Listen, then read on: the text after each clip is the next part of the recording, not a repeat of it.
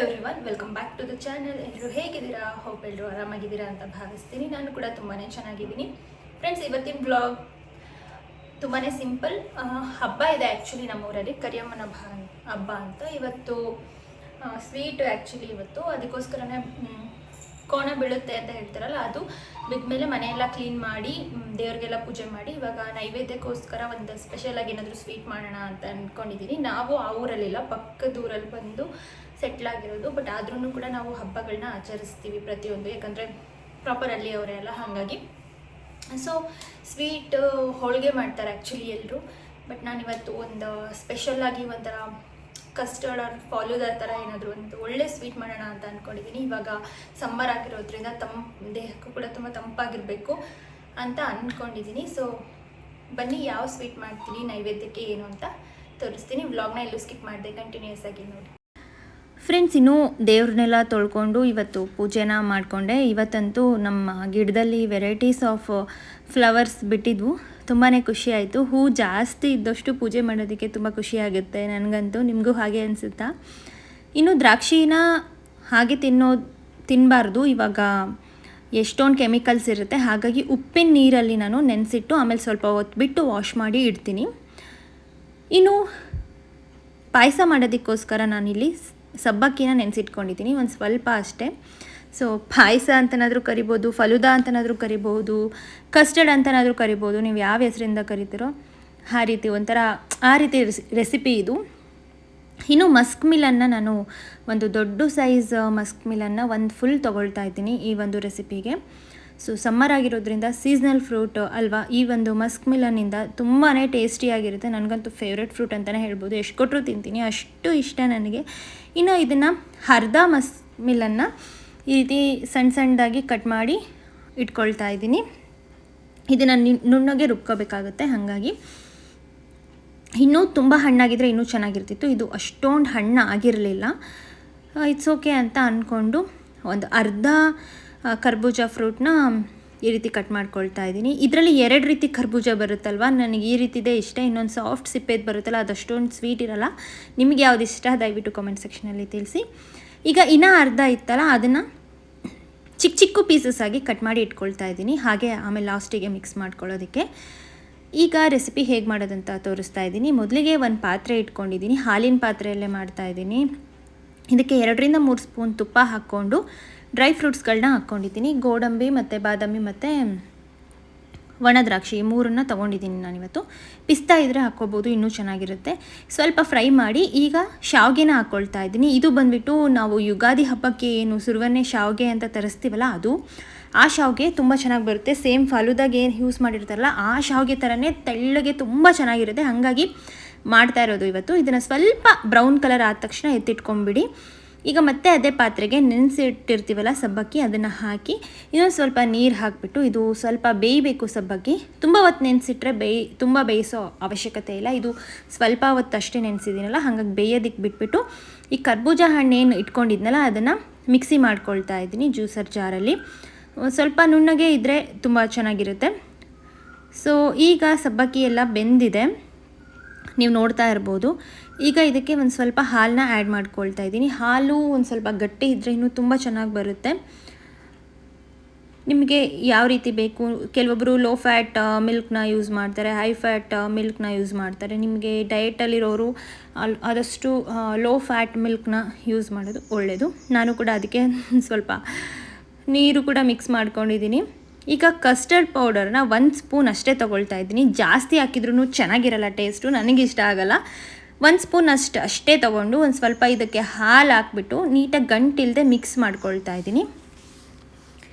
So ಈ ರೀತಿ mix ಮಾಡಿದ ಮೇಲೆ ಇದಕ್ಕೊಂದು 3 ಏಲಕ್ಕಿ ಕಾಯಿನೂ ಕೂಡ ಸೇರಿಸ್ಕೊಂಡು ಇನ್ನೊಂದು ಸಲ ಮಿಕ್ಸ್ ಮಾಡ್ಕೊಳ್ತಾ ಇದ್ದೀನಿ. ಯಾಕಂದರೆ ಇದ್ರ ಜೊತೆನೇ ಏಲಕ್ಕಿ ಕೂಡ ಸೇರಿಸೋಣ ಅಂತ. ಇನ್ನು ಒಣ ಶುಂಠಿ ಪೌಡರ್ ಇದ್ದರೆ ಅದನ್ನು ಸೇರಿಸ್ಕೋಬೋದು, ಟೇಸ್ಟ್ ತುಂಬ ಚೆನ್ನಾಗಿರುತ್ತೆ.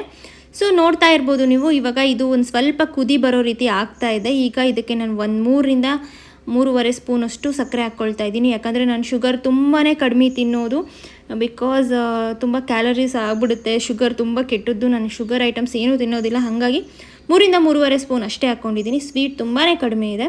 ನಿಮಗೆ ಬೇಕಿದ್ದರೆ ಸ್ವೀಟ್ ತಿನ್ನೋರಿದ್ದರೆ ದಯವಿಟ್ಟು ಜಾಸ್ತಿ ಸಕ್ಕರೆನ ಹಾಕ್ಕೊಳ್ಳಿ. ಇನ್ನು ಬೆಲ್ಲದಿಂದನೂ ಮಾಡ್ಬೋದು, ತುಂಬ ಚೆನ್ನಾಗಿರುತ್ತೆ. ಬಟ್ ನಮ್ಮ ಮನೇಲಿ ಉಂಡಿ ಬೆಲ್ಲ ಇಲ್ಲೇ ತಂದಿದ್ರು ಲೋಕಲಲ್ಲಿ, ಅದು ಒಡೆದೋಗುತ್ತೇನೋ ಅಂತ ನಾನು ಹಾಕಿಲ್ಲ. ನೀಟಾಗಿ ಮಿಕ್ಸ್ ಮಾಡಿಕೊಂಡು ಈಗ ಕುದಿ ಬರುವಾಗ ಈ ಡ್ರೈ ಫ್ರೂಟ್ಸ್ ಆ್ಯಂಡ್ ಶಾವಿಗೆನ ಹಾಕಿ ಜಸ್ಟ್ ಒಂದ್ಸಲ ಹಿಂಗೆ ತಿರುಗಿಸ್ಕೊಂಡು ಹಾಗೆ ಸ್ಟವ್ನ ಆಫ್ ಮಾಡಿಬಿಡಬೇಕು ಫ್ರೆಂಡ್ಸ್. ಇಲ್ಲಾಂದರೆ ಶಾವಿಗೆ ಇದೆಲ್ಲ ಮುದ್ದೆ ಥರ ತುಂಬ ಮೆತ್ತಗಾಗ್ಬಿಡುತ್ತೆ. ಹಾಫ್ ಮಾಡಿಕೊಂಡು ಇದನ್ನ ಫ್ರಿಜ್ಜಲ್ಲಿ ಇಟ್ಟಿದ್ದೆ ತಣ್ಣಗಾಗಲಿ ಅಂತ. ಈಗ ಕಂಪ್ಲೀಟಾಗಿ ಇದು ಕೂಲ್ ಡೌನ್ ಆಗಿದೆ. ನೀವು ನೋಡ್ತಾ ಇರ್ಬೋದು ಕನ್ಸಿಸ್ಟೆನ್ಸಿ ಯಾವ ರೀತಿ ಇದೆ, ಫಲೂದಾ ಕನ್ಸಿಸ್ಟೆನ್ಸಿ ಇದೆ. ಇನ್ನು ಇದು ಬಂದುಬಿಟ್ಟು ಬಾದಾಮ್ ಗೋಂದು. ಇದನ್ನು ನಾನು ನೆನ್ನೆನೇ ನೆನೆಸಿಟ್ಟಿದ್ದೆ. ನೀವು ಯಾವುದೇ ರೀತಿ ಜೆಲ್ಲಿ ಯೂಸ್ ಮಾಡೋ ಅವಶ್ಯಕತೆಯೇ ಇಲ್ಲ. ಇದು ನ್ಯಾಚುರಲ್ ಆಗಿ ಸಿಗ್ತಕ್ಕಂಥ ಜೆಲ್ಲಿ ಅಂತಲೇ ಹೇಳ್ಬೋದು. ಒಂದು ಕೂಲಿಂಗ್ ಎಫೆಕ್ಟ್ ಕೊಡುತ್ತೆ ಬಾಡಿಗೆ. ಇದು ಈ ಸಮ್ಮರಲ್ಲಿ ದೇಹಕ್ಕೆ ತುಂಬ ತಂಪನ್ನು ನೀಡುತ್ತೆ. ಕರ್ಬೂಜ ಹಣ್ಣು ತಂಪು, ಗೋಂದು ತಂಪು, ಸಬ್ಬಕ್ಕಿನೂ ತಂಪು. ಸೊ ಇನ್ನೇನು ಇದೊಂದು ಡ್ರಿಂಕ್ ಕುಡಿದ್ಬಿಟ್ರೆ ಸಾಕು, ನೀವೇನೇ ಬಾಡಿ ಹೀಟ್ ಆಗಿದ್ರು ಕೂಡ ಹೋಗುತ್ತೆ ಅಲ್ವಾ. ಈಗ ರುಬ್ಕೊಂಡಿರುವಂತಹ ಫ್ರೂಟ್ನ ಹಾಕಿ ನೀಟಾಗಿ ಮಿಕ್ಸ್ ಮಾಡ್ಕೊಳ್ತಾ ಇದ್ದೀನಿ ಒಂದ್ಸಲ. ಆಹಾ, ನೋಡೋದಕ್ಕೆ ಎಷ್ಟು ಚೆನ್ನಾಗಿದೆ ಅಲ್ವಾ. ಡ್ರೈ ಫ್ರೂಟ್ಸ್ ಎಲ್ಲ ಇನ್ನೂ ಜಾಸ್ತಿ ಪಿಸ್ತಾ ಎಲ್ಲ ಹಾಕ್ಕೊಂಡ್ರೆ ಇನ್ನೂ ಚೆನ್ನಾಗಿರುತ್ತೆ. ಈಗ ನಾನು ಹೆಚ್ಚಿಟ್ಕೊಂಡಿರುವಂಥ ಹಣ್ಣನ್ನು ಕೂಡ ಹಾಕಿ ಮಿಕ್ಸ್ ಮಾಡ್ತಾ ಇದ್ದೀನಿ. ಸೊ ನಿಮಗೆ ಗೊತ್ತಾ, ಫ್ರೂಟ್ಸ್ನ ಎಲ್ಲದನ್ನು ಮಿಕ್ಸ್ಡ್ ಫ್ರೂಟ್ ಥರ ತಿನ್ನಬಾರ್ದಂತೆ. ಒಂದೊಂದೇ ಫ್ರೂಟ್ ಒಂದೊಂದು ಸಲ ತಿನ್ನಬೇಕು ಅಂತೆ. ಹಾಗಾಗಿ ಇವತ್ತು ಬೇರೆ ಫ್ರೂಟ್ಸ್ ಇದ್ದರೂ ಕೂಡ ನಾನು ಓನ್ಲಿ ಕರ್ಬೂಜ ಫ್ರೂಟಿಂದಷ್ಟೇ ಆ್ಯಡ್ ಮಾಡ್ಕೊಂಡಿದ್ದೀನಿ. ಬೇಕಿದ್ದರೆ ಇದರಲ್ಲಿ ಆ್ಯಪಲ್, ಬನಾನಾ ಅಂದರೆ ಇದಕ್ಕೆ ರಿಲೇಟೆಡ್ ಆಗಿರುವಂಥ ಸಿಟ್ರಿಕ್ ಫ್ರೂಟ್ಸ್ ಬಿಟ್ಟು ಆ್ಯಡ್ ಮಾಡಿಕೊಂಡ್ರೆ ಚೆನ್ನಾಗಿರುತ್ತೆ ಅಂತ ನನಗನ್ಸುತ್ತೆ. ನಮ್ಮ ಮನೇಲಿ ಇದ್ರೂ ಕೂಡ ನಾನು ಆ್ಯಡ್ ಮಾಡಿಲ್ಲ. ಇನ್ನು ದೇವರಿಗೆ ನೈವೇದ್ಯ ಮಾಡೋಣ ಅಂಥೇಳಿ ಯೂಸ್ ಆ್ಯಂಡ್ ಥ್ರೋ ಪ್ಲೇಟ್ಸಲ್ಲಿ ಹಾಕ್ಕೊಳ್ತಾ ಇದ್ದೀನಿ. ಬಿಕಾಸ್ ನಾವು ಊಟ ಮಾಡುವಂಥ ಪ್ಲೇಟ್ಸ್ಗಳಲ್ಲಿ ನೈವೇದ್ಯನ ಯಾವತ್ತೂ ಮಾಡಬಾರ್ದು ದೇವರಿಗೆ. ಹಾಗಾಗಿ ಸೊ ಇದನ್ನು ಮಾಡೋ ಅಷ್ಟರಲ್ಲೇ ಸ್ವಲ್ಪ ಇವತ್ತು ಲೇಟಾಗೋಯಿತು. ಯಾಕಂದರೆ ಬೆಳಗ್ಗೆ ದೇವರಿಗೆ ಕೋಣ ಬೀಳೋದೇ ಒಂದು 9-9:30 ಆಗೋಯಿತು. ಸೊ ಅದಾದಮೇಲೆ ಮನೆಯೆಲ್ಲ ಕ್ಲೀನ್ ಮಾಡಿಕೊಂಡು ರಂಗೋಲಿ ಎಲ್ಲ ಹಾಕ್ಕೊಂಡು ಹೊರಗಡೆ ಎಲ್ಲ ತೊಳೆದು ದೇವ್ರನ್ನೆಲ್ಲ ತೊಳ್ಕೊಂಡು ಪೂಜೆ ಮಾಡಿ ನೈವೇದ್ಯ ಮಾಡೋ ಅಷ್ಟರಲ್ಲಿ ಸುಮಾರು 11 o'clock ಆಗೋಗಿತ್ತು. ಸೊ ನೈವೇದ್ಯನ ತೋರಿಸ್ತಾ ಇದ್ದೀನಿ. ಹಾಗೆ ತುಳಸಿ ಕಟ್ಟೆ ಹತ್ರ ನಮ್ಮ ಮನೇಲಿ ಯಾವಾಗಲೂ ಸಹ ನಾನು ಈ ಪ್ರಸಾದ ಇಟ್ಟು ಒಂದು 2 ನಿಮಿಷ ನಾನು ಕೈ ಮುಕ್ಕೊಂಡು ದೇವ್ರನ್ನ ಬೇಡ್ಕೊಳ್ಳೋ ಅಷ್ಟರಲ್ಲೇ ಬಂದು ಯಾವುದಾದ್ರೂ ಒಂದು ಪಕ್ಷಿ ತಿನ್ನುತ್ತೆ. ಅದು ನನಗೆ ತುಂಬ ಖುಷಿಯಾಗುತ್ತೆ. ಸೊ ನಮ್ಮನೆ ಪಕ್ಕದವರು ಹೇಳ್ತಾ ಇದ್ರು, ಅದು ದೇವರಿಗೆ ಭಕ್ತಿಯಿಂದ ಪೂಜೆ ಮಾಡಿರೋದು ಇಷ್ಟ ಆದರೆ ಪಕ್ಷಿಗಳು ಬಂದು ದೇವರೇ ಪಕ್ಷಿಗಳ ರೂಪದಲ್ಲಿ ಬಂದು ತಿನ್ನುತ್ತೆ ಅಂತ. ಸೊ ತುಂಬ ಖುಷಿಯಾಗುತ್ತೆ. ನಾನು ವೀಡಿಯೋ ಶೂಟ್ ಮಾಡ್ಕೊಂಡಿಲ್ಲ, ನೆಕ್ಸ್ಟ್ ಟೈಮ್ ಖಂಡಿತ ಶೂಟ್ ಮಾಡಿಕೊಂಡು ನಿಮಗೆ ತೋರಿಸ್ತೀನಿ.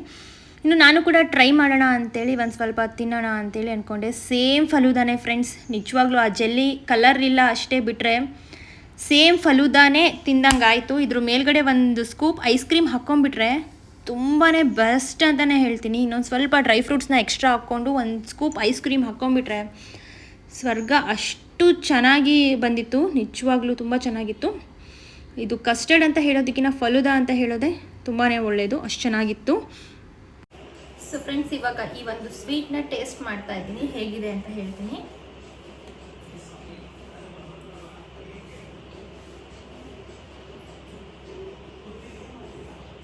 ನೆಕ್ಸ್ಟ್ ಲೆವೆಲಲ್ಲಿ ಬಂದಿದೆ.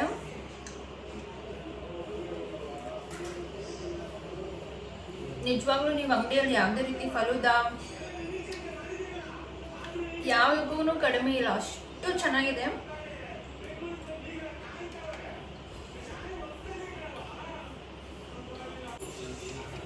ನಾನಂತೂ ಎಲ್ಲ ಖಾಲಿ ಮಾಡ್ತಾ ಇದ್ದೀನಿ. ಈ ಸಮ್ಮರ್ಗಂತೂ ವೆರಿ ಗುಡ್ ಸ್ವೀಟ್ ಅಂತಲೇ ಹೇಳ್ಬೋದು. ನಾನು ಸಕ್ಕರೆ ತುಂಬ ಕಡಿಮೆ ಯೂಸ್ ಮಾಡಿದ್ದೀನಿ. ನೀವು ಬೇಕಿದ್ರೆ ಸಕ್ಕರೆ ಇನ್ನೂ ಜಾಸ್ತಿ ಹಾಕ್ಕೋಬೋದು. ಇದು ತುಂಬಾ ಮೈಲ್ಡ್ ಆಗಿದೆ ಸ್ವೀಟು. ಸೊ ದೇಹಕ್ಕೂ ಕೂಡ ತಂಪಾಗಿರುತ್ತೆ ಆ್ಯಂಡ್ ಟೇಸ್ಟ್ ಕೂಡ ತುಂಬ ಚೆನ್ನಾಗಿರುತ್ತೆ. ಚಿಕ್ಕ ಮಕ್ಕಳಿಗಂತೂ ತುಂಬಾ ಇಷ್ಟ ಆಗುತ್ತೆ. ಒಂದು ಡ್ರೈ ಫ್ರೂಟ್ಸು, ಸಬ್ಬಕ್ಕಿ, ಒಂದು ಗೋಂದ್ ಹಾಕಿರೋದು ತುಂಬ ಅಂದರೆ ತುಂಬ ಚೆನ್ನಾಗಿದೆ. ಖಂಡಿತ ನೀವು ಕೂಡ ಟ್ರೈ ಮಾಡಿ ನೋಡಿ, ಇಷ್ಟ ಆಗುತ್ತೆ ನಿಮ್ಮ ಫ್ಯಾಮಿಲಿಯಲ್ಲೂ ಕೂಡ. ಇನ್ನು ಮಧ್ಯಾಹ್ನ ಅಡುಗೆಗೆ ನಾನು ಬದನೆಕಾಯಿ ಎಣ್ಗಾಯಿ ಮಾಡೋಣ ಅಂತ ಅಂದ್ಕೊಂಡಿದ್ದೀನಿ. ಇದು ರೆಸಿಪಿ ನಿಮಗೆ ತೋರಿಸೋಣ ಅಂಥೇಳಿ. ಮೊದಲಿಗೆ ಒಂದು ಮಿಕ್ಸರ್ ಜಾರ್ಗೆ ಕೊಬ್ಬರಿ, ಹಸಿ ಕೊಬ್ಬರಿ, ಸ್ವಲ್ಪ ಶೇಂಗಾ ಬೀಜ ಹುರ್ಕೊಂಡಿರೋದು, ಟೊಮ್ಯಾಟೊ, ಈರುಳ್ಳಿ ಮತ್ತು ಶುಂಠಿ ಮತ್ತು ಬೆಳ್ಳುಳ್ಳಿನ ತೊಗೊಂಡಿದ್ದೀನಿ. ಇದಿಷ್ಟನ್ನು ಕೂಡ ನಾನು ಯಾವುದೇ ರೀತಿ ಹುರ್ಕೊಂಡಿಲ್ಲ. ಶೇಂಗಾ ಬೀಜ ಒಂದೇ ಇದರಲ್ಲಿ ಹುರ್ಕೊಂಡಿರೋದು, ಸ್ವಲ್ಪ ತೊಗೊಂಡ್ರೆ ಸಾಕು ಇದನ್ನು ಕ್ವಾಂಟಿಟಿ. ಇದಿಷ್ಟನ್ನು ಕೂಡ ಮಿಕ್ಸಿ ಜಾರ್ಗೆ ಹಾಕಿ ಸ್ವಲ್ಪ ಕೊತ್ತಂಬರಿ ಸೊಪ್ಪನ್ನು ಕೂಡ ಆ್ಯಡ್ ಮಾಡ್ಕೊಳ್ತಾ ಇದ್ದೀನಿ. ಆ್ಯಡ್ ಮಾಡಿಕೊಂಡು ಸ್ವಲ್ಪ ನೀರು ಹಾಕಿ ಇದನ್ನು ಆದಷ್ಟು ನುಣ್ಣಗೆ ಗ್ರೈಂಡ್ ಮಾಡ್ಕೊಳ್ಳಿ. ಪೇಸ್ಟ್ ರೀತಿ ಆಗಬೇಕು ಇದು. ಸೊ ನೀವು ನೋಡ್ತಾ ಇರ್ಬೋದು ಈ ರೀತಿ ರುಬ್ಕೊಂಡು. ಈಗ ನಾನಿಲ್ಲಿ ಮೆಣಸಿನ್ಕಾಯಿ ಕೂಡ ತೊಗೊಂಡಿದ್ದೀನಿ, ಖಾರ ಇಲ್ಲದೆ ಇರೋ ಮೆಣಸಿನ್ಕಾಯಿನ. ಈಗ ಬದನೆಕಾಯಿ ಇದೆ ಅಲ್ಲ, ಎಲ್ಲದನ್ನು ಈ ರೀತಿ 4 ಪೀಸಸ್ ಆಗಿ ಕಟ್ ಮಾಡ್ಕೋಬೇಕು. ಎಲ್ರಿಗೂ ಗೊತ್ತಿರುತ್ತೆ ಯಾವ ರೀತಿ ಕಟ್ ಮಾಡಬೇಕು ಅಂತ 4 ಆರ್ ದೊಡ್ಡದಿದ್ದರೆ 6 ಈ ರೀತಿ ಹುಳ ಎಲ್ಲ ಇದೆ ಏನೋ ನೋಡಿಕೊಂಡು ಹಿಂದ್ಗಡೆದು ತುಂಬು ಏನಿರುತ್ತೆ ಅದನ್ನು ತೆಗೆದುಬಿಟ್ಟು ಈ ರೀತಿ ಕಟ್ ಮಾಡ್ಕೊಳ್ಬೇಕು. ಸೊ ನಮ್ಮನೇಲಂತೂ ಎಲ್ರಿಗೂ ತುಂಬ ಫೇವ್ರೇಟ್. ಅದರಲ್ಲೂ ನಾನು ಮಾಡೋ ಬದನೆಕಾಯಿ ಎಣ್ಗಾಯಿ ಅಂದರೆ ತುಂಬಾ ಇಷ್ಟಪಟ್ಟು ತಿಂತಾರೆ. ನನ್ನ ಹಸ್ಬೆಂಡಿಗಂತೂ ತುಂಬಾ ಇಷ್ಟ, ನಮ್ಮ ಡ್ಯಾಡಿಗೂ ತುಂಬ ಇಷ್ಟ, ನಮ್ಮ ಮಮ್ಮಿಗೂ ತುಂಬ ಇಷ್ಟ, ಪ್ರತಿಯೊಬ್ಬರಿಗೂ ಸಖತ್ ಇಷ್ಟ ಆಗುತ್ತೆ.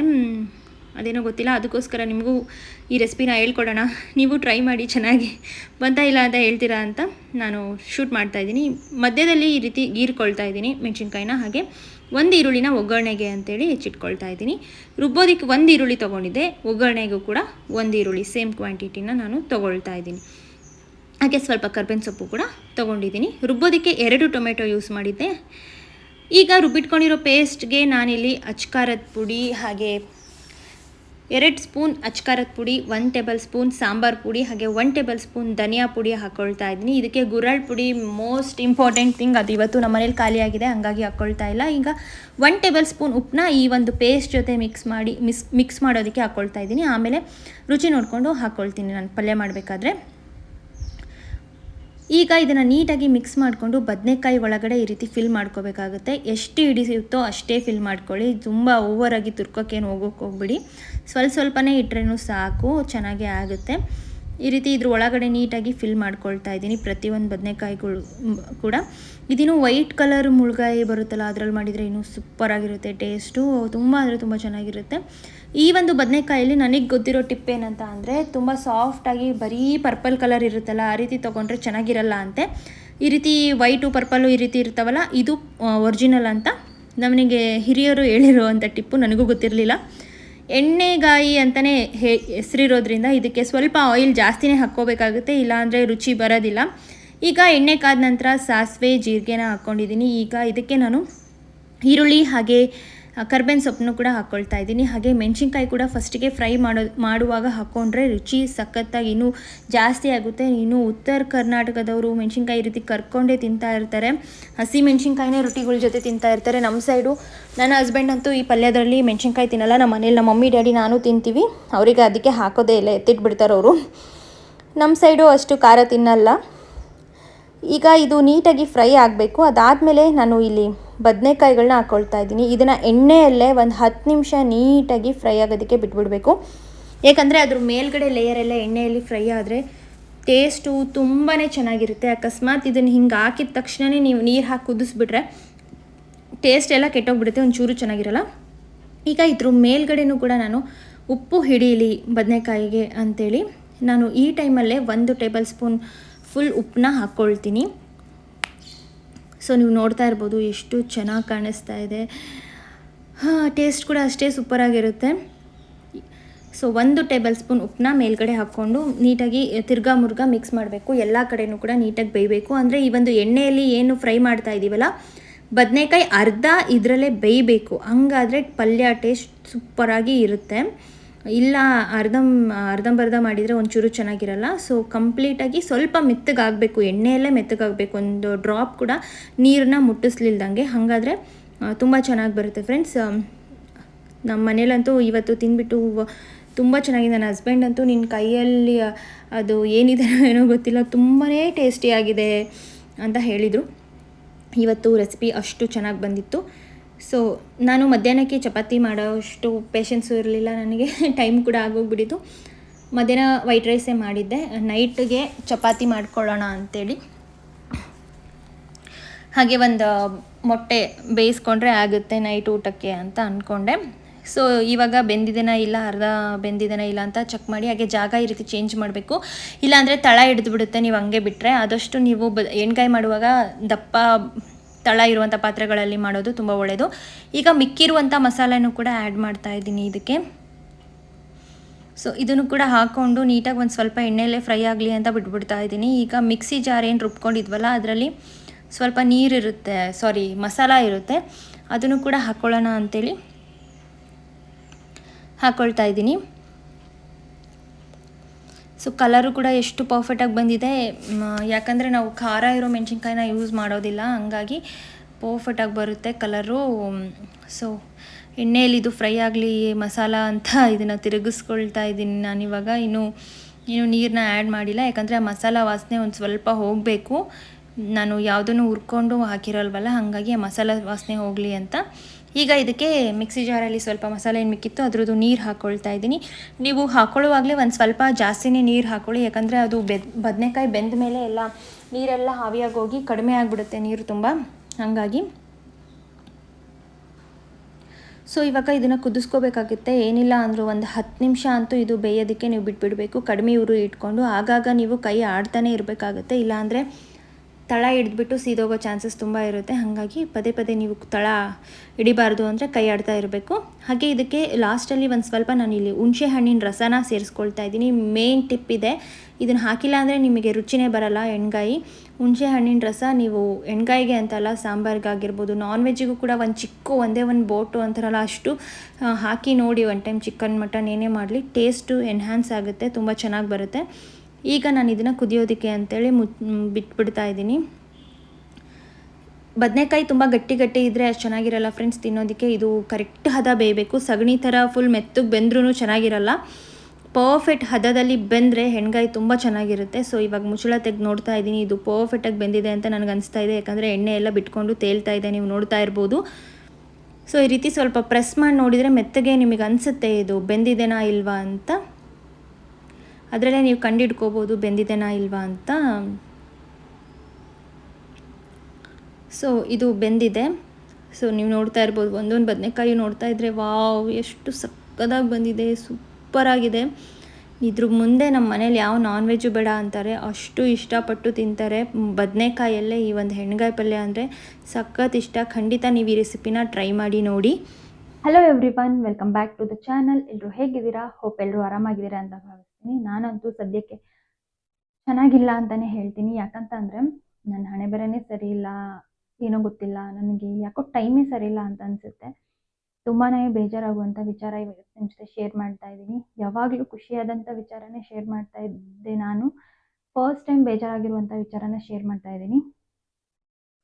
ಸೊ ಒಂದು ನಾನೇನು ಗೋಲ್ಡ್ ಲಾಂಗ್ ಚೈನ್ ತೊಗೊಂಬಂದೆ, ಅವಾಗಲಿಂದನೂ ನನ್ನ ಮೂಡೇ ಚೆನ್ನಾಗಿಲ್ಲ. ನಿಮ್ಮೆಲ್ರಿಗೂ ಗೊತ್ತು, ಲಾಸ್ಟ್ ವ್ಲಾಗಲ್ಲಿ ಎಷ್ಟೊಂದು ಜನ ನನಗೆ ಸಮಾಧಾನ ಮಾಡಿದ್ದೀರಾ. ಅದರಿಂದ ನನ್ನ ಮನಸ್ಸಿಗೂ ಕೂಡ ತುಂಬಾ ಸಮಾಧಾನ ಆಗಿದೆ ಫ್ರೆಂಡ್ಸ್, ನಿಜವಾಗ್ಲೂ. ಅದಕ್ಕೋಸ್ಕರನೇ ನಾನು ಈ ಒಂದು ವಿಷಯನ ನಿಮ್ಮ ಜೊತೆ ಶೇರ್ ಮಾಡ್ಕೊಳ್ತಾ ಇದ್ದೀನಿ. ಯಾಕಪ್ಪ ಅಂತ ಅಂದರೆ ಯೂಟ್ಯೂಬ್ ಚಾನಲ್ ಸ್ಟಾರ್ಟ್ ಮಾಡಿದಾಗ್ಲಿಂದನೂ ಕೂಡ ನೀವೆಲ್ಲ ನನಗೆ ನನ್ನ ಫ್ಯಾಮಿಲಿ ಅಂತಲೇ ಅಂದ್ಕೊಂಡಿದ್ದೀನಿ. ಮುಂಚೆ ಎಲ್ಲ ನನಗೇನಾದರೂ ಬೇಜಾರಾದರೆ ನನಗೆ ಹೇಳ್ಕೊಳ್ಳೋದಕ್ಕೆ ಯಾರೂ ಇರ್ತಾ ಇದ್ದಿದ್ದಿಲ್ಲ. ಯಾರ ಹತ್ರ ಹೇಳ್ಕೊಂಡು ನನ್ನ ಮನಸ್ಸನ್ನ ಹಗುರ ಮಾಡ್ಕೋಬೇಕು ಅಂತ ನನಗೆ ಗೊತ್ತೇ ಆಗ್ತಾ ಇದ್ದಿಲ್ಲ. ಬಟ್ ಯೂಟ್ಯೂಬ್ ಚಾನಲ್ ಸ್ಟಾರ್ಟ್ ಮಾಡಿದ ಮೇಲೆ ನನಗೆ ಎಷ್ಟೋ ಜನ ನೀವು ನನ್ನ ಫ್ಯಾಮಿಲಿ ಅಂತಲೇ ಅಂದ್ಕೊಂಡಿದ್ದೀನಿ. ತುಂಬ ಜನ ನನಗೆ ಕೇರ್ ಮಾಡೋರಿದ್ದೀರಾ, ತುಂಬ ಜನ ಸಪೋರ್ಟ್ ಮಾಡೋರಿದ್ದೀರಾ, ತುಂಬ ಜನ ನನಗೆ ಸಮಾಧಾನ ಮಾಡೋರಿದ್ದೀರಾ, ತುಂಬ ಜನ ಒಳ್ಳೆದನ್ನು ಬಯಸೋರಿದ್ದೀರಾ. ಸೊ ತುಂಬ ಖುಷಿ ಆಗುತ್ತೆ. ಸೊ ಇದನ್ನೆಲ್ಲ ನೋಡ್ತಾ ಇದ್ದರೆ ನಾನು ಎಷ್ಟು ಲಕ್ಕಿ. ಜಸ್ಟ್ ಒಂದೇ ವರ್ಷದಲ್ಲಿ ಯೂಟ್ಯೂಬ್ ಚಾನಲ್ ಸ್ಟಾರ್ಟ್ ಮಾಡಿ ನನಗೆ ಎಷ್ಟೊಂದು ಒಳ್ಳೆ ಪೀಪಲ್ ಸಿಕ್ಕಿದ್ದೀರಾ ಅಂತ ನನಗೆ ಅನಿಸುತ್ತೆ. ಸೊ ಹಂಗಾಗಿ ಯಾವುದೇ ಒಂದು ವಿಚಾರನೂ ಕೂಡ ನಿಮ್ಮಿಂದ ನನಗೆ ಮುಚ್ಚಿಡುವಂತಹ ಅವಶ್ಯಕತೆ ಇಲ್ಲ ಅಂತ ಅನಿಸುತ್ತೆ. ಮುಚ್ಚಿಡಬೇಕು ಅಂತ ಅನ್ಸೋದೇ ಇಲ್ಲ. ಸೊ ಹಾಗಾಗಿ ಈ ವಿಷಯನ ಶೇರ್ ಮಾಡ್ತಾ ಇದ್ದೀನಿ. ಏನಪ್ಪ ಅಂತ ಅಂದರೆ, ನಾನು ಒಂದು ಲಕ್ಷ್ಮೀದು ಸರ ತಗೊಂಡು ಬಂದನಲ್ಲ, ಆ ಟೈಮಲ್ಲಿ ನಾನು ಹೋಗಿ ಖಂಡಿತ ಪರ್ಚೇಸ್ ಮಾಡಬಾರ್ದಿತ್ತು. ನಮ್ಮ ಮನೇಲಿ ಹೇಳಿದರು, ನಮ್ಮ ಪಪ್ಪಾನೂ ಹೇಳಿದರು, ನಮ್ಮ ಹಸ್ಬೆಂಡು ಹೇಳಿದರು, ಗೋಲ್ಡ್ ರೇಟ್ ಕಡಿಮೆ ಆಗುತ್ತೆ, ಏಪ್ರಿಲ್ 10 ಮೇಲ್ಗಡೆ ಹೋಗೋಣ ಅಂತ ನಮ್ಮ ಡ್ಯಾಡಿ ತುಂಬ ಹೇಳಿದರು. ನಾನೇ ತುಂಬ ಹಠ ಮಾಡಿ, ಇಲ್ಲ ಆಫರ್ ಇದೆ, ಸಿಲ್ವರ್ ಫ್ರೀ ಸಿಗುತ್ತೆ ಅಂತ ಹಠ ಮಾಡಿ ಕರ್ಕೊಂಡು ಹೋದೆ. ಅವತ್ತು ಪ್ರೈಸ್ ಬಂದು 85,100 ರುಪೀಸ್ ಇತ್ತು 10 ಗ್ರಾಮ್ಸಿಗೆ. 3,000 ರುಪೀಸ್ ಸಡನ್ನಾಗಿ ಕುಸಿದ್ಬಿಟ್ಟಿದೆ. ಅಂದರೆ ಇವತ್ತಿನ ಪ್ರೈಸು 3,000 ರುಪೀಸ್ ಕಡಿಮೆ ಆಗಿದೆ. ಎಷ್ಟು ಬೇಜಾರಾಗ್ತಾ ಇದೆ ಅಂದರೆ ತುಂಬ ಬೇಜಾರಾಗ್ತಾ ಇದೆ. ಇನ್ನು 60,000ಗೆ ಇಳಿಯುತ್ತೆ ಅಂತ ತುಂಬ ಜನ ಹೇಳ್ತಾ ಇದ್ದಾರೆ.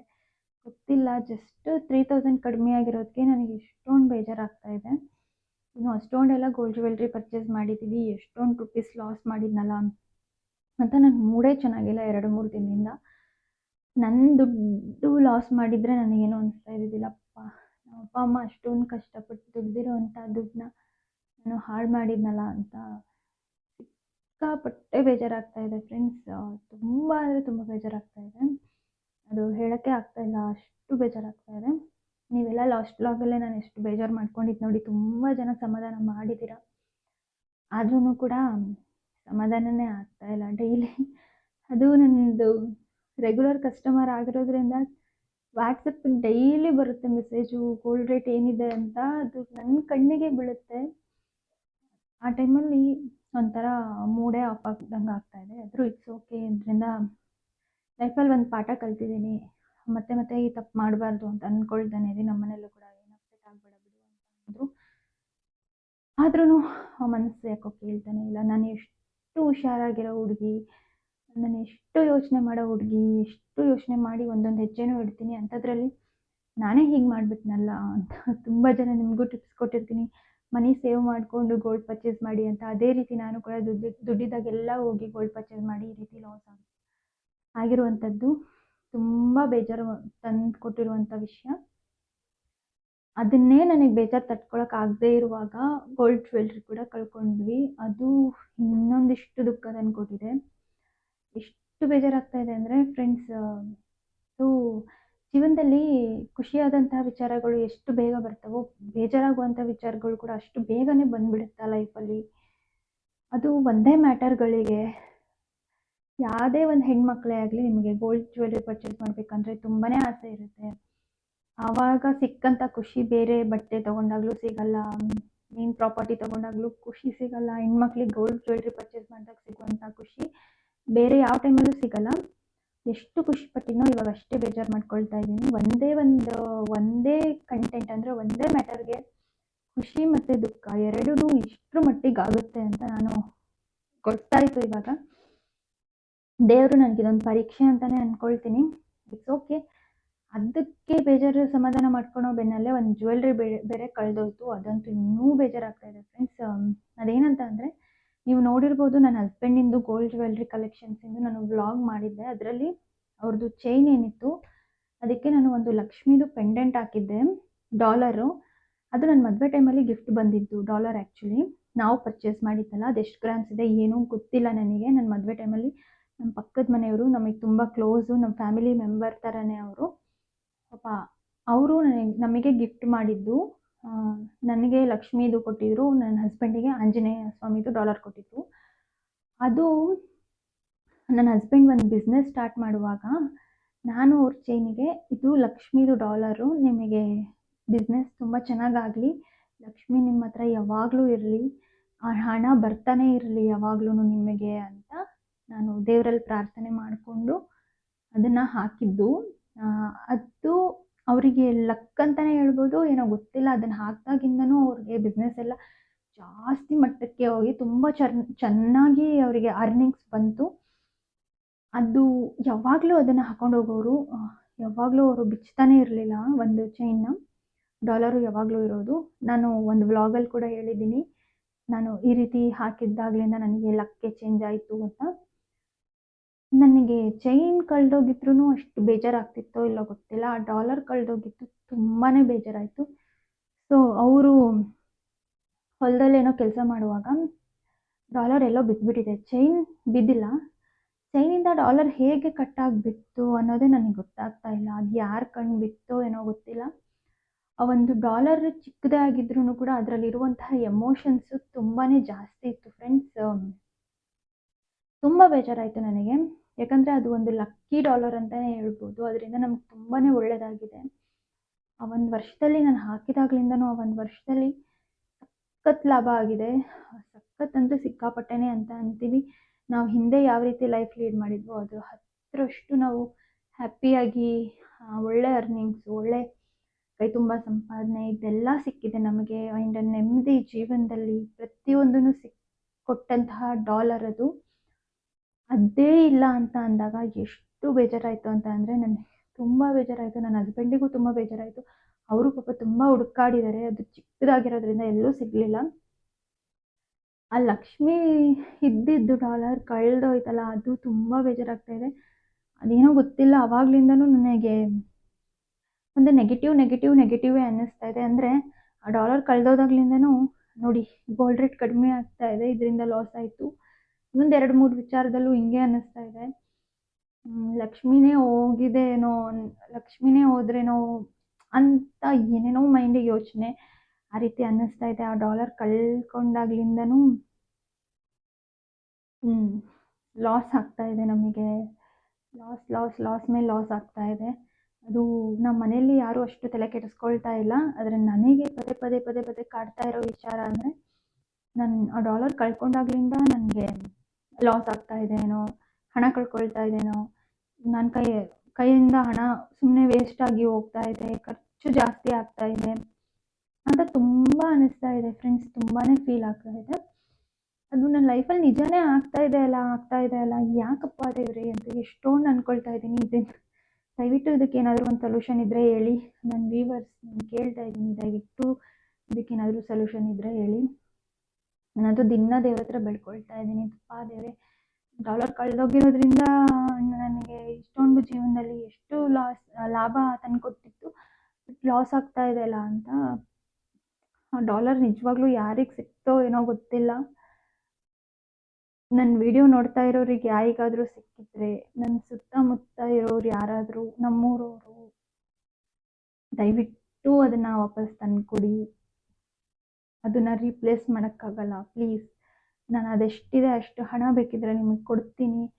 ದಯವಿಟ್ಟು ನನಗೆ ಯಾರಿಗಾದರೂ ಆ ಡಾಲರ್ ಸಿಕ್ಕರೆ ಪ್ಲೀಸ್ ಪ್ಲೀಸ್ ಪ್ಲೀಸ್ ತಂದುಕೊಡಿ ಅಂತ ನಾನು ಕೇಳ್ಕೊಳ್ತಾ ಇದ್ದೀನಿ. ಯಾರಿಗೆ ಸಿಕ್ಕಿದೆ ಅವರು ಆ ಡಾಲರ್ನ ಹೇಗೆ ಯೂಸ್ ಮಾಡ್ಕೊಳ್ತಾರೆ, ಮಾರ್ತಾರೋ ಹಾಕ್ಕೊಳ್ತಾರೋ, ಅವ್ರಿಗೆ ಹೇಗಾಗುತ್ತೋ ಗೊತ್ತಿಲ್ಲ. ನನ್ನ ಲೈಫಲ್ಲಿ ಮಾತ್ರ ಅದು ಲಕ್ಕಿ ಡಾಲರ್ ಅಂತಲೇ ಹೇಳ್ತೀನಿ. ಸಿಕ್ಕರೆ ತುಂಬ ಒಳ್ಳೆಯದು. ಹುಡುಕ್ತಾ ಇದ್ದೀವಿ, ದೇವ್ರನ್ನೆಲ್ಲ ಬೇಡ್ಕೊಳ್ತಾ ಇದ್ದೀವಿ, ಸಿಗ್ತಾ ಇಲ್ಲ. ಚಿಕ್ಕದಾಗಿತ್ತು ಫ್ರೆಂಡ್ಸ್, ಅದು ಮಣ್ಣಲ್ಲೆಲ್ಲಾದರೂ ಹೋಗಿ ಸೇರ್ಕೊಳ್ತು. ಯಾರಿಗೆ ಸಿಕ್ತೋ ಗೊತ್ತಿಲ್ಲ, ಯಾರಿಗಾದರೂ ಸಿಕ್ಕಿದೇನೋ ಸಿಕ್ಕಿಲ್ವೋ ಗೊತ್ತಿಲ್ಲ. ಬಟ್ ಬೇಜಾರಂತೂ ತುಂಬ ಬೇಜಾರು. ಆ್ಯಂಡ್ ಅವಾಗಲಿಂದನೇ ನನಗೆ ಈ ರೀತಿನೂ ಆಗ್ತಾ ಇರೋದು ಇನ್ನೂ ಬೇಜಾರು. ಸೊ ಏನು ಮಾಡಬೇಕು ಗೊತ್ತಾಗ್ತಾ ಇಲ್ಲ. ಇನ್ನೂ ಒಂದು ಲಕ್ಷ್ಮಿ ಡಾಲರ್ನೇ ತೊಗೊಂಡು ದೇವ್ರ ಹತ್ರ ಇಟ್ಟು ಪೂಜೆ ಮಾಡಿ ಇದೇ ಅದು ಅಂತ ಯೂಸ್ ಮಾಡಬೇಕಾ ಏನೂ ಗೊತ್ತಾಗ್ತಾ ಇಲ್ಲ ನನಗೆ. ಇನ್ನಷ್ಟು ದುಃಖ ತರುವಂಥ ವಿಚಾರಗಳು ಆಗೋದು ಬೇಡ, ಇನ್ನಷ್ಟು ನನಗೆ ಲಾಸ್ ಆಗೋದು ಬೇಡ ಅಂತ ಅಂದ್ಕೊಳ್ತೀನಿ. ಸೊ ಇಲ್ಲಿಗೆ ಸ್ಟಾಪ್ ಆಗಲಿ, ಮತ್ತೆ ಮತ್ತೆ ಮತ್ತೆ ಮತ್ತೆ ನನಗೆ ಲಾಸ್ ಆಗೋದು ಬೇಡ ಅಂತ ನಾನು ಅಂದ್ಕೊಳ್ತಾ ಇದ್ದೀನಿ. ಸೊ ಇದಕ್ಕೇನಾದರೂ ಒಂದು ಸೊಲ್ಯೂಷನ್ ಇದ್ದರೆ ದಯವಿಟ್ಟು ಕೊಡಿ, ಕಾಮೆಂಟ್ ಸೆಕ್ಷನಲ್ಲಿ ತಿಳಿಸಿ. ಯಾಕಂದರೆ ನನಗೂ ಧೈರ್ಯ ಬರುತ್ತೆ, ನನಗೂ ಖುಷಿ ಆಗುತ್ತೆ. ನೀವು ಎಷ್ಟೋ ಜನ ನನಗೆ ಲಾಸ್ಟ್ ವ್ಲಾಗಲ್ಲೇ ನನಗೆ ಸಮಾಧಾನ ಮಾಡಿರೋದ್ರಿಂದ ತುಂಬ ಖುಷಿ ಆಯಿತು ನನಗೂ. ಸೊ ಈ ಒಂದು ವ್ಲಾಗ್ನ ಶೇರ್ ಮಾಡಬೇಕು ಅಂತಲೇ ಇವತ್ತು ನಾನು ವಿಡಿಯೋ ಮಾಡಿದ್ದು. ಏನು ಹೇಳಬೇಕು ಗೊತ್ತಾಗ್ತಾ ಇಲ್ಲ. ನನ್ನ ಲೈಫಲ್ಲಿ ಪ್ರೆಸೆಂಟ್ ಸಿಚುವೇಶನ್ ತುಂಬಾ ಕ್ರಿಟಿಕಲ್ ಅಂತ ಏನಿಲ್ಲ. ಅಂದರೆ ಈ ಮ್ಯಾಟ್ರ್ಗಳಲ್ಲಿ ಬೇಜಾರು ಅನ್ನೋದು ಬಿಟ್ಟರೆ ಬೇರೆ ಇನ್ಯಾವುದ್ರಲ್ಲೂ ಇಲ್ಲ. ಬೇಜಾರಂತೂ ಆಗ್ತಾ ಇದೆ, ತುಂಬಾ ಬೇಜಾರಾಗ್ತಾ ಇದೆ. ಓಕೆ, ನೋಡೋಣ ಇನ್ನೂ ಏನೇನಾಗುತ್ತೆ. ಇನ್ನೂ ಜಾಸ್ತಿ ಏನೂ ಆಗೋದು ಬೇಡ ಅಂತ ಅಂದ್ಕೊಳ್ತೀನಿ. ಥ್ಯಾಂಕ್ ಯು ಸೋ ಮಚ್ ವ್ಲಾಗ್ನ ಯಾರೆಲ್ಲ ನೋಡಿದ್ದೀರಾ. ಸೊ ಇದೇ ರೀತಿ ನಂಗೆ ಸಪೋರ್ಟ್ ಮಾಡ್ತಾ ಇರಿ, ಇದೇ ರೀತಿ ನನಗೆ ಮೋಟಿವೇಟ್ ಮಾಡ್ತಾ ಇರಿ. ಮತ್ತೆ ನೆಕ್ಸ್ಟ್ ವ್ಲಾಗಲ್ಲಿ ಸಿಗ್ತೀನಿ. ಅಲ್ಲಿವರೆಗೂ ಟೇಕ್ ಕೇರ್, ಬಾಯ್.